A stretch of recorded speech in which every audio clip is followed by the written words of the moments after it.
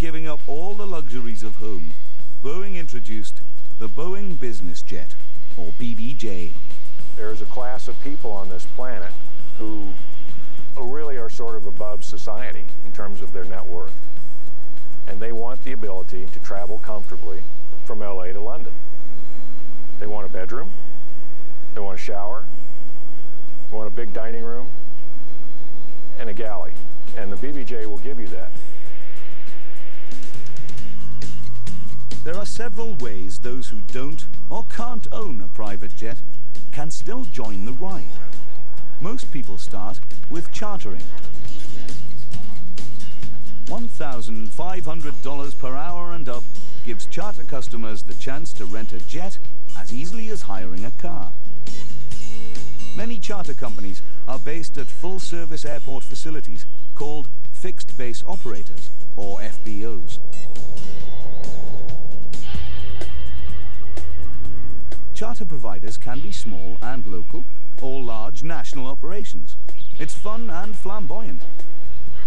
But could it ever be cost-effective? We fly quite a few charter flights that the pricing, if you were to look at 6 or 8 passengers traveling on the airlines, first-class airline tickets versus the charter price, they're very competitive.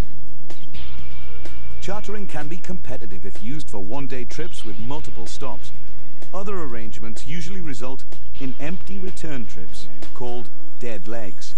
For example, if you fly from London to New York and stay in New York for a few days, the charter jet will return to its base in London without you. Unless the charter company can sell this return trip to someone else, you'll foot the bill for the empty flight.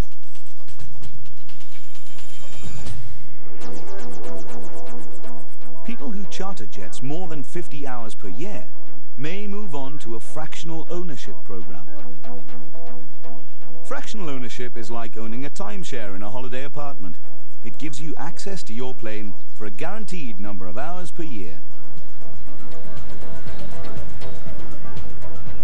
Fractional ownership is something that's captured the imagination of a lot of people. Being able to buy a half or a fourth or an eighth of an aircraft as opposed to a whole aircraft has been a tremendous advantage for a lot of people. This concept was dreamed up by a former mathematics professor, Richard Santulli, while he was researching the costs of owning a plane. When I looked at the numbers and based upon how many hours I would be flying, which was about 200, the economics made no sense to me. It was just too expensive on an hourly basis.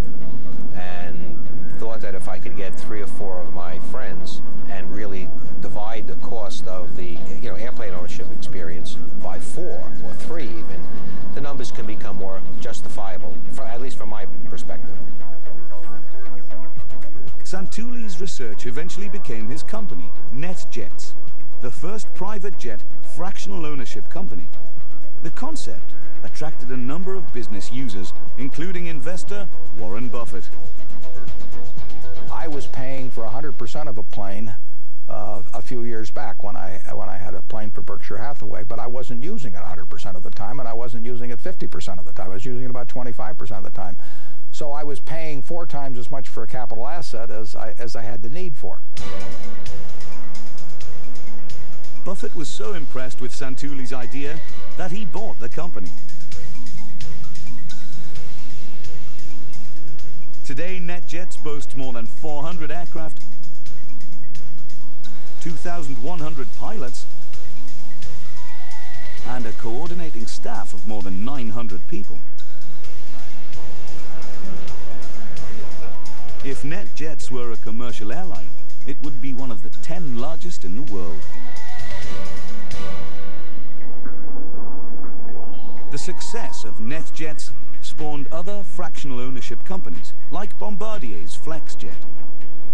Fractional ownership is still not cheap. An initial program fee, a monthly management fee, and an hourly charge for flight time. Each hour in the air will cost at least $3,000.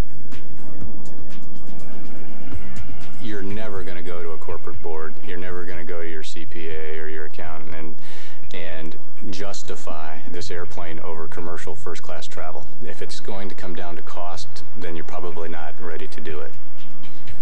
Commercial will, in 99% of the times, be less expensive. And so you're not talking about this becoming less expensive than commercial. I mean, basically what this does is just changes your life.